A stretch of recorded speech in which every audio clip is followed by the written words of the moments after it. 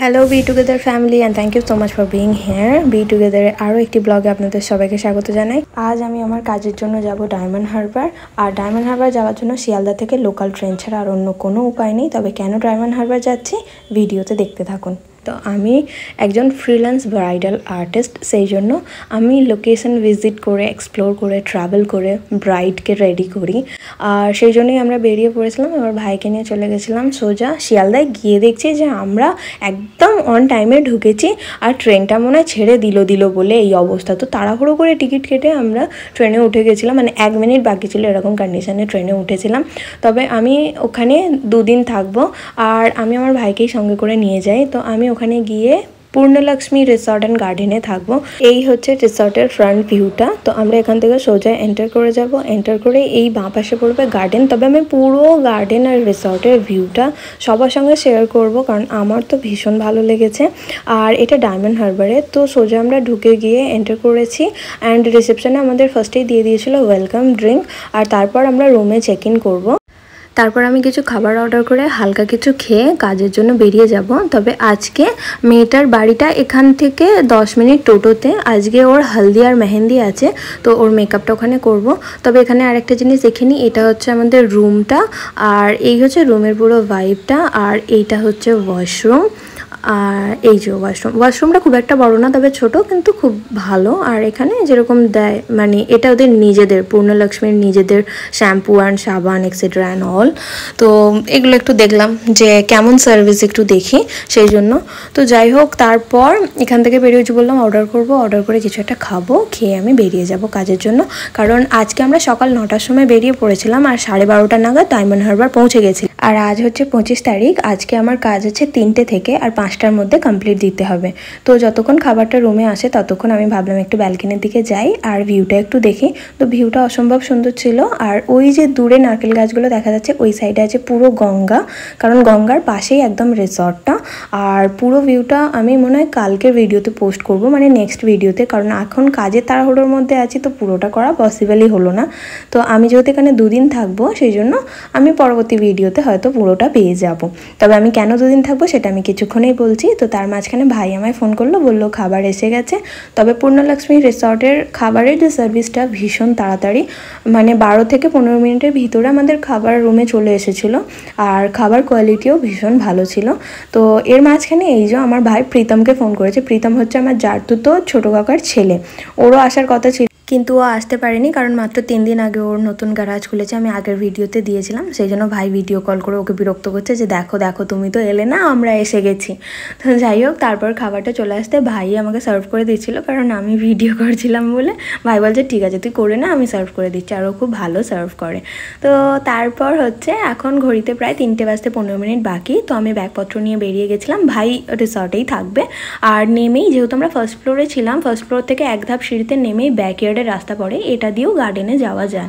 তো ভাই আমাকে এখান থেকে ছেড়ে দিল আর আমি একদম রিসর্টের সামনে থেকে একটা টোটো পেয়ে গেছিলাম। আমি এখন যাচ্ছি মেয়েটার লোকেশনে। আর আমি পাশ থেকে ভিডিও বা পিকচার দিয়ে দেবো, শুভমিতা রং আর্টিস্ট্রিতে পুরো ভিডিওটা থাকবে। আর 5:30 পৌনে 6টা নাগাদ কাজ করে আমি ফিরে এসেছিলাম।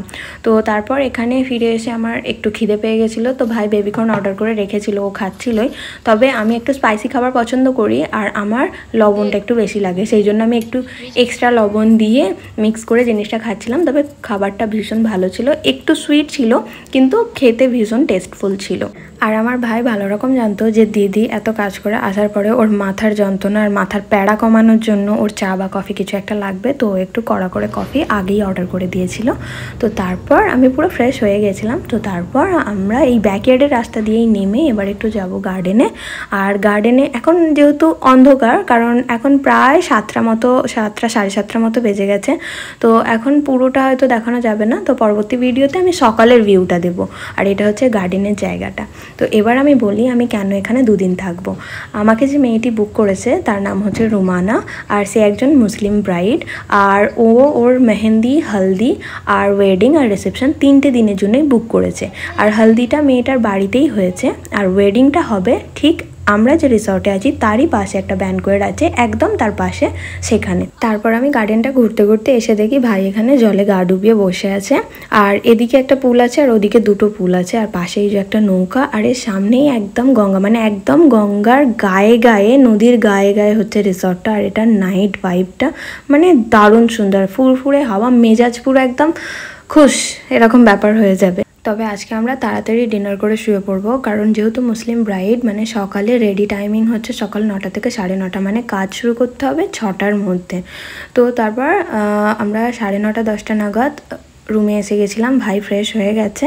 আর তারপর আমরা যাব ডিনার করতে, কিন্তু তার আগে এখানে রুপটপের ব্যবস্থা ছিল, তো ভাবলাম একটু রুপটপটা আগে ঘুরে আসি। তো রুপটপে যাওয়ার জন্য এই পাশ দিয়ে এখানে লিফট আছে। তবে রুপটপ একটা দারুণ জিনিস আছে, সেটা হচ্ছে ককটেল কাউন্টার। আর ককটেল কাউন্টারের ভাইবটা পুরো ব্লুইশ একটা ভাইব, মানে ভীষণ রোম্যান্টিক যাকে বলে, মানে গার্লফ্রেন্ড বয়ফ্রেন্ড, হাজব্যান্ড ওয়াইফ, এরকম মানে কাপল এরকম আসলে বা বন্ধুরা মিলে চিল করতে আসলেও মানে ভীষণ সুন্দর আমেজ। আর ওই পাশে ডান পাশে হচ্ছে মেন কাউন্টারটা, আর এদিকে একটু বসে ভাইব নেওয়ার জায়গা। তো ভাই বললাম এটা পিকচারই তুলে নিই। দেন এই ককটেল কাউন্টারটা পার করে গিয়েই পড়বে রুফটপ। এখানে ভীষণ হাওয়া চলছিল, এটা ওপর থেকে নিচের গার্ডেন এরিয়ার দিকে মানে ভিউটা, আর ওদিকেও একটা ভিউ আছে, আর এই পাশে কটেজের দিকে এই পাশটার ভিউ। তবে আমরা রুফটপে খাইনি, আর এখানে মেন কোর্স এরকম ছিল না, কারণ আমি বললাম এটা যেহেতু ককটেল কাউন্টারের সঙ্গে অ্যাটাচ আছে, তো এখানে মেন কোর্স এরকম নেই, মানে snacks, starter and cocktail, alcohol, এইসব ধরনের জিনিস।